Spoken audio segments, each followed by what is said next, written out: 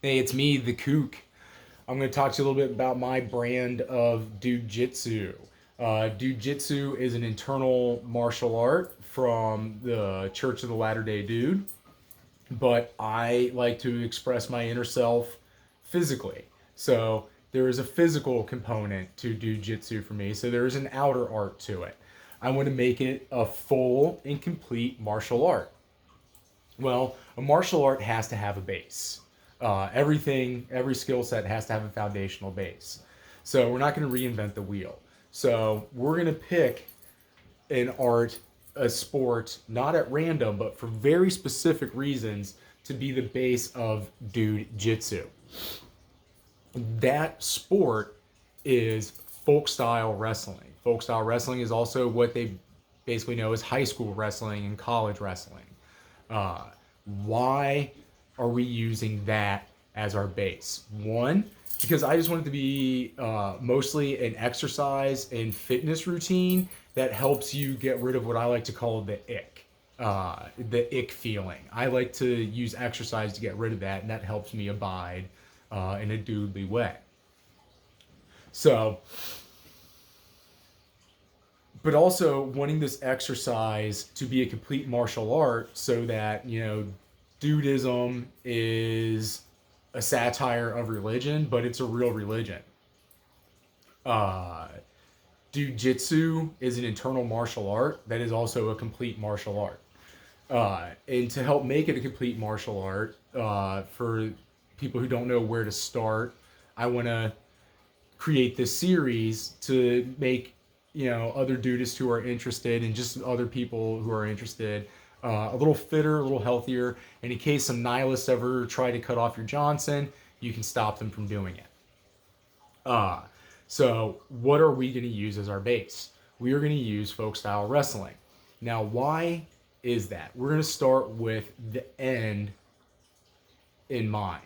And the end that we are looking for is actually a two-part goal system here. There are two places we are trying to avoid going: the hospital and jail. So there's more than enough stories of people out there who get attacked and end up in the hospital. Now, I'm going to tell you three examples. I'm not going to go into deep examples of them, but this is people who have been arrested, and two of them have lost their freedom. One may. Uh, I don't know their names specifically. I don't know the specifics of the cases, but I'll tell you exactly what I do know. Example number one: a guy choked a guy. Now he's going to prison, or he might be going to prison. I think he's just going to court. He's in the middle of trial, so he got arrested and charged. Two: a cop kneeled on a guy, killed him. He's in prison now.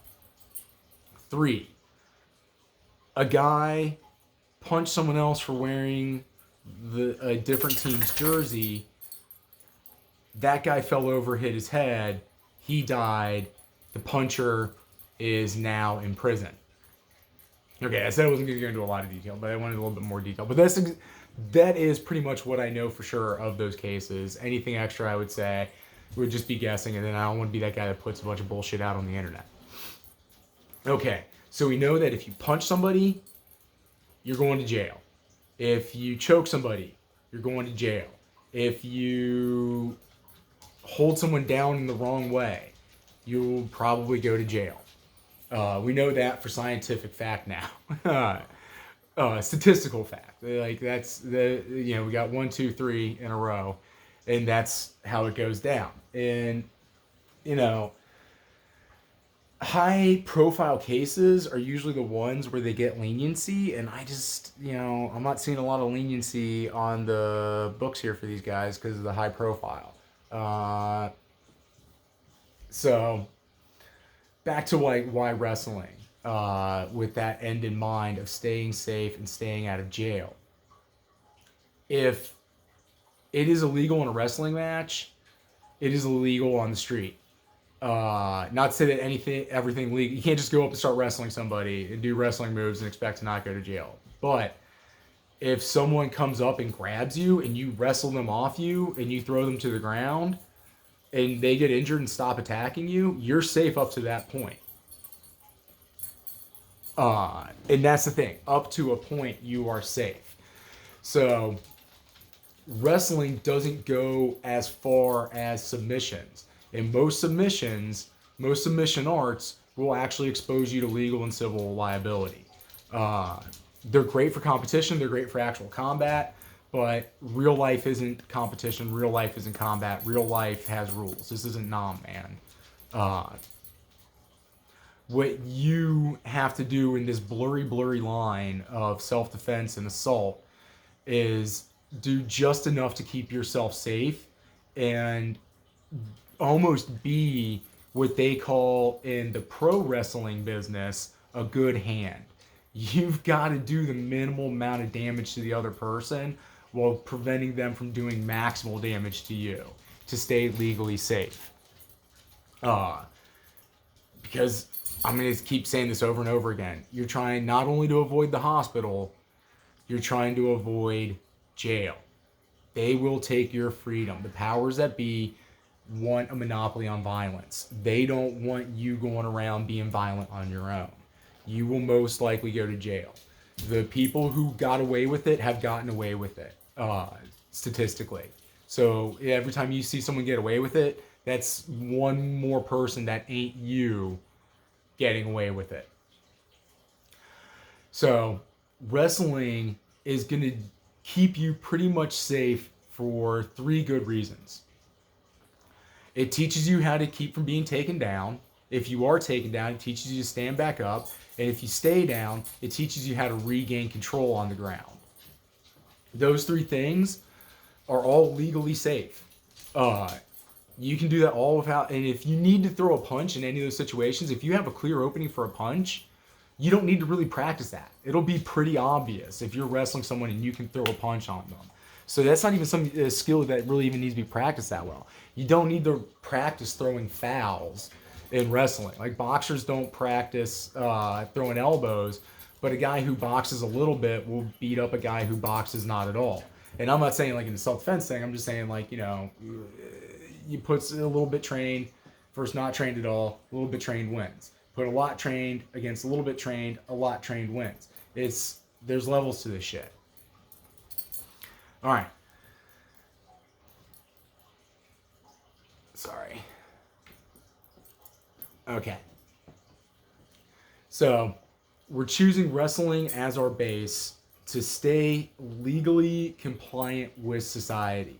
That's not because wrestling is going to make you a super soldier. That's not what we're trying to do, because the battlefield isn't your local bar. The same rules do not apply. The same rules that apply to cops do not apply to you. So just because you've seen a cop do it doesn't mean that you can do it if someone attacks you. You do not get the same leeway other people get. No matter who you are. If you don't have that shiny badge, they don't really care. They love locking people up for being violent. So stay safe by following 2 principles. Don't hit and don't get hit. I was trying to think of it. Sorry, I almost froze on there for a second. But it's don't hit and don't get hit. Wrestling, you're going to be pretty much safe. And you might be like, well, if I hit somebody, I can knock them out. If you throw somebody on their head, you'll knock them out too. And wrestling is a really easy way to throw someone on their head. So, you can block punches from a wrestling stance. You can slap punches away from a wrestling stance. But you can't throw punches really well from your back. And you can't fight multiple people from your back. And wrestling is going to help you stay off your back. All right. So that's just a little philosophy background on why I am doing this series and this program. So thanks for listening. If you liked it, do that like, comment, subscribe, all that stuff. I'm not really great at this, kind of new to it, but I am not really new to martial arts. But we'll get more into that later. But we're really just focusing on how do we make dude-jitsu a complete martial art, and that basis is wrestling, and we'll build from there.